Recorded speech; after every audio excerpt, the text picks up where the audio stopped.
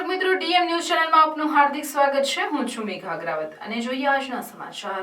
શ્રી રામ જન્મભૂમિ તીર્થ ક્ષેત્રે પ્રતિષ્ઠા મહોત્સવ અંતર્ગત ચોરા ગ્રામજનો દ્વારા ભવ્ય વિશાળ સંખ્યામાં શોભાયાત્રા યોજાઈ। ઓડિશાના સમસ્ત સમાજ દ્વારા શોભાયાત્રા યોજવામાં આવી। રામ જન્મ તીર્થ ક્ષેત્ર પ્રતિષ્ઠા મહોત્સવ અંતર્ગત અયોધ્યા મુકામે તારીખ 22મી જાન્યુઆરીના દિવસે ભગવાન શ્રી રામનો પ્રાણ પ્રતિષ્ઠા મહોત્સવ કાર્યક્રમ યોજવાનો હોય તે અનુસંધાને દેશમાં સમગ્ર જગ્યાએ ભગવાન શ્રી રામનો ઉત્સવ યોજાઈ રહ્યા છે। ઘર ઘર અક્ષર ચોખા પત્રિકાનું વિતરણ પણ થઈ રહ્યું છે। ત્યારે ચોરા ગામના રહીશોએ ભગવાન શ્રી રામની ભવ્ય શોભાયાત્રાનું આયોજન કરેલ હતું।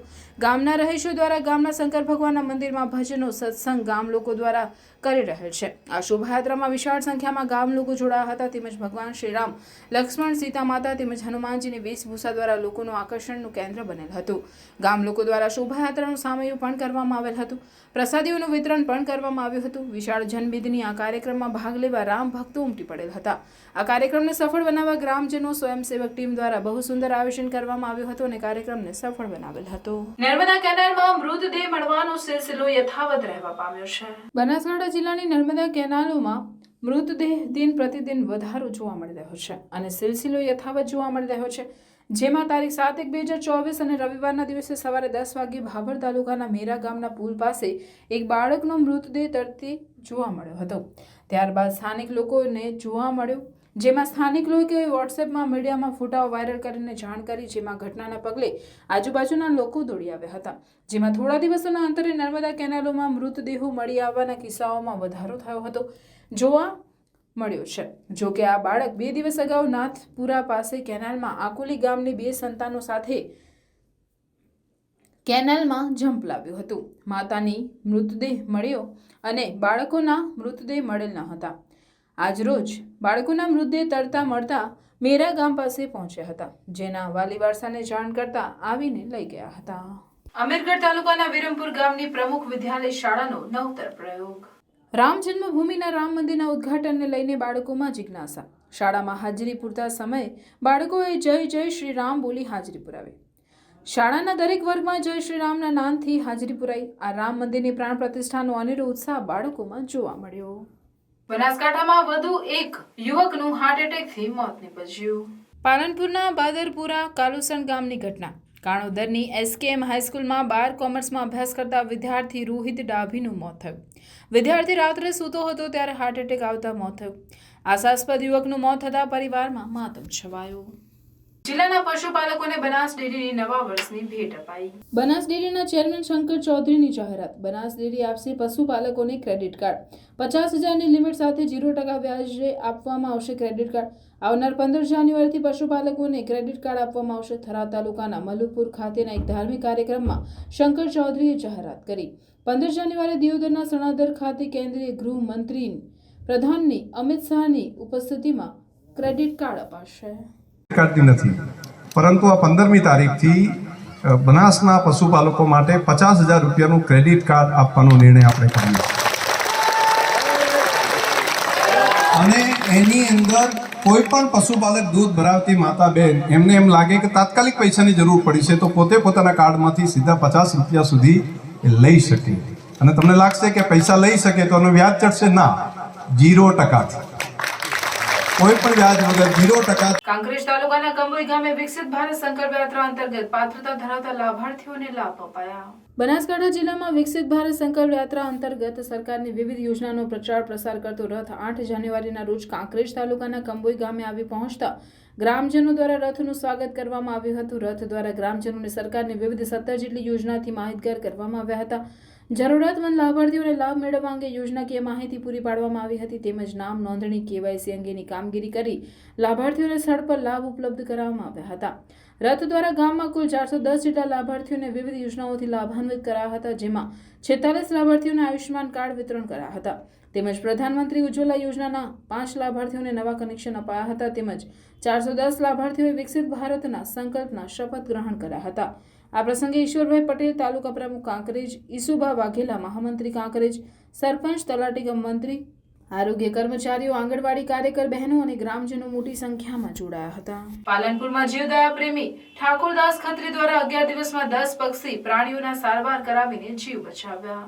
પાલનપુરમાં તારીખ 8/1/2024ના રોજ સવારે પ્રેમભાઈ ફોન ઉપર દિલ્હી ગેટ લાલ દવાખાને પાસે ગૌમાતા બીમાર છે એવી માહિતી મળી હતી। ત્યાં પહોંચીને સારવાર માટે કરુણા એમ્બ્યુલન્સ 1962ને કોલ કરીને ડોક્ટર કાજલબેન પરમાર અને રાકેશભાઈ દેસાઈ દ્વારા સારવાર કરવામાં આવી હતી તથા ગત રોજ એક કબૂતર દોરીથી ઘાયલ હતું। કબૂતર પાંખમાં દોરી ફસાયેલ હતી।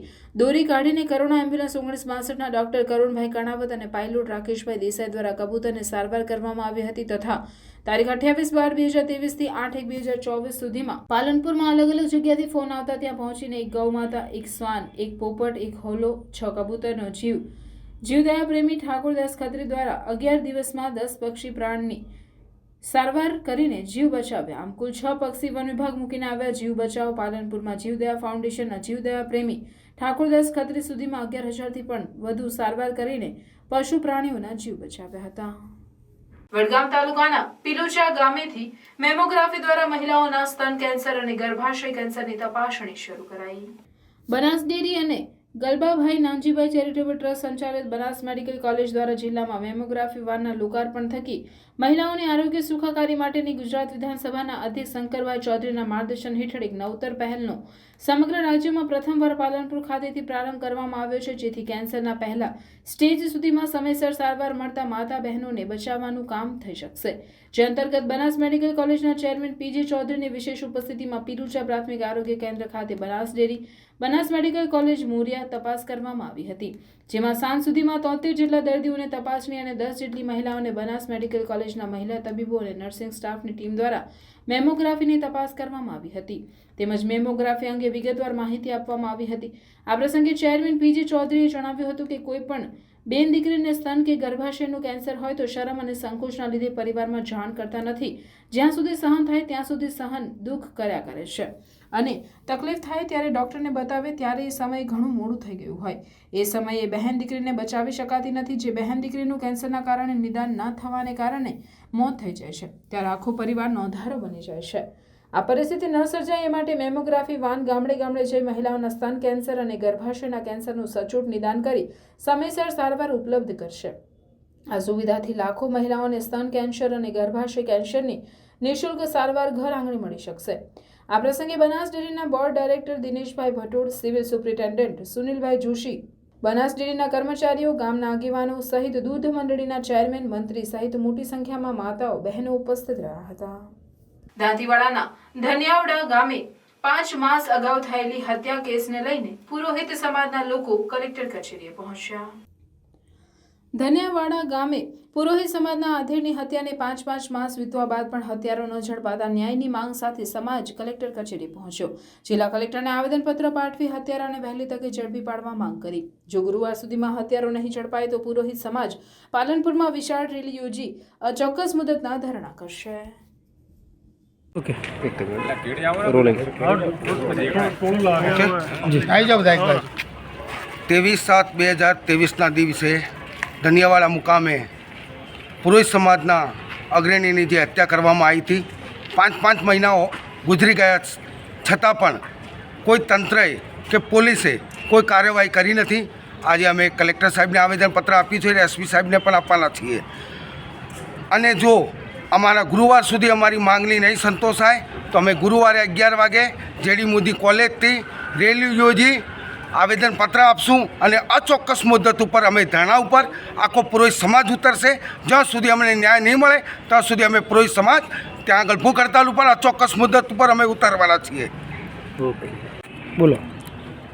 દાંતીવાડા તાલુકાના ધનિયાવાડા ગામે થોડા લાંબા સમય પહેલાં અમારા સમાજના એક ગૃહસ્થની હત્યા થઈ હતી અને એના હત્યારાઓ આજ દિન સુધી નથી શોધાતા।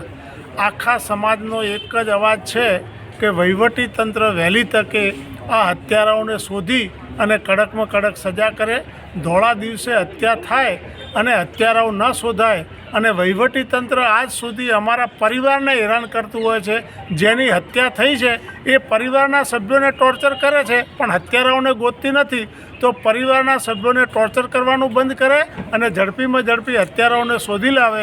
જો હત્યારાઓને નહીં શોધવામાં આવે તો અમે ગુરુવાર સુધીનું અલ્ટિમેટમ આપીએ છીએ અને આઈબી CID LIB જેટલી વિંગો લગાડવી હોય એટલી વિંગો લગાડી અને બનાસકાંઠાના કલેક્ટર આ હત્યાનો ઉકેલ લાવી આપે, અને ઉકેલ નહીં લાવી આપે તો ધાનેરા તાલુકાનો 32 રાજપુરોહિત સમાજ એ રેલી સ્વરૂપે આવેદનપત્ર પણ આપશે ગુરુવારે, અને ભૂખ હડતાલ પણ બેસશે. એ અમારી ગાંધી ચિંધ્યા માર્ગે માગણી છે. અગાઉ આ બાબતે કોઈ રજૂઆતો થઈ છે? અગાઉ પણ આ બાબતે ગૃહમંત્રી સુધી પણ રજૂઆતો થઈ છે, પણ એનો કોઈ ઉકેલ આવતો નથી. તો આ વખતે સમાજની ઉગ્રતાને ધ્યાને લઈ અને પોલીસ તંત્ર અને કલેક્ટરશ્રી આમાં સંપૂર્ણ રસ લઈ અને હત્યારાઓને શોધે, નહીતર અમારો સમાજ આ બાબતે ગંભીરતાપૂર્વક પગલાં લેશે.